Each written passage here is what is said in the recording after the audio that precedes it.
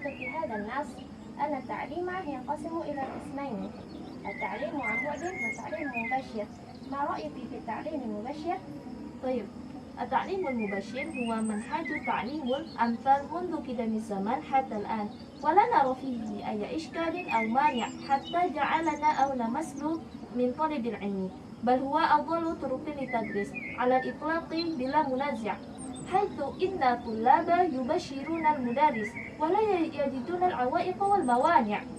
يا أختي، ما رأيك في هذا الزمان؟ لا أرى فيه بأسا، ننتظم الأنظمة التي قررتها الحكومة مثل ارتداء الكمامة، غسل اليد، والتباعد الاجتماعي. أليس هذا مزعجا؟ يا أختي، الإزعاج لا يعني الاستسلام، أما النتيجة فنفوضها إلى الله، لأن النتيجة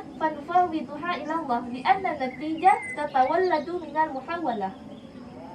ولكن التعليم عن بعد هو التعليم الذي يفضله الناس رجلا كان أو امرأة، شابا كان أو شيخا، لسهولته وامتيازه بأشياء سهلة ورائعة، حيث إننا يمكننا أن ندرس أو ندرس ونحن في بيوتنا، بل حتى إن كنا في سفر لا مانع من ذلك.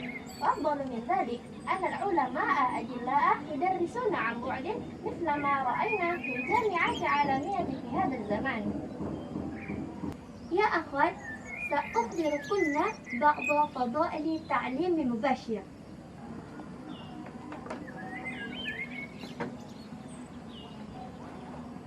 التعليم المباشر أفضل من تعليم عن بعد من نواحي. الناحية الأولى أن في التعليم المباشر بركة لا توجد في التعليم عن بعد.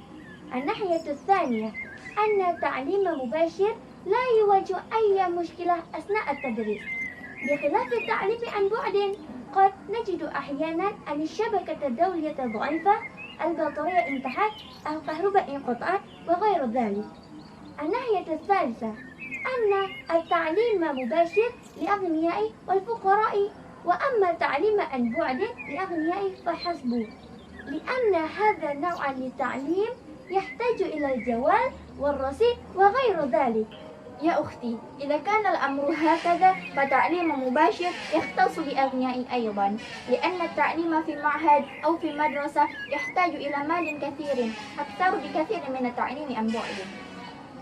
هذا بهتان عظيم. هناك كثير من المعاهد والمدارس لا تأخذ أي مال من الطلاب والطالبات، بل هذه المعاهد تنفق على طلابها أموالا طائلة مثل الجامعة الإسلامية في السعودية.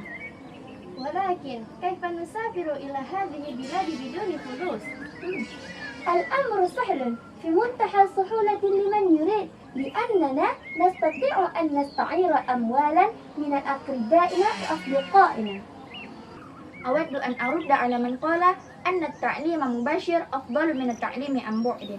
هذا الكلام منقول، لأن معظم الناس إن لم يكن كلهم يحبون التعليم عن بعد، لأن التعليم عن بعد بسيط في منتهى بساطة، إذ أن الناس في هذا الزمان مشغول وما لديهم وقت للدراسة في المعهد أو في المدرسة أو في المجلس.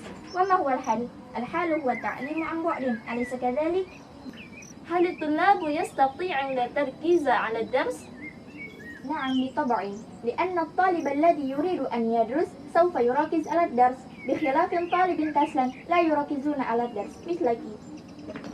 ولكننا رأينا الواقع في هذا الزمان أن الطلاب لا يدرسون جيدا، يغلقون الكاميرا ثم يشاهدون اليوتيوب أو إنستغرام أو أفلام كورية والتيك توك، ولا يركزون أثناء التعليم، أليس كذلك؟ بلى، الرد الأنسب على هذا الكلام هو أن القائلة لديها خبرة في هذا، وأن هذا قليل ونادر، وأن الحكم بالأغلب والقليل لا يعتبر ولا يلتفت إليه.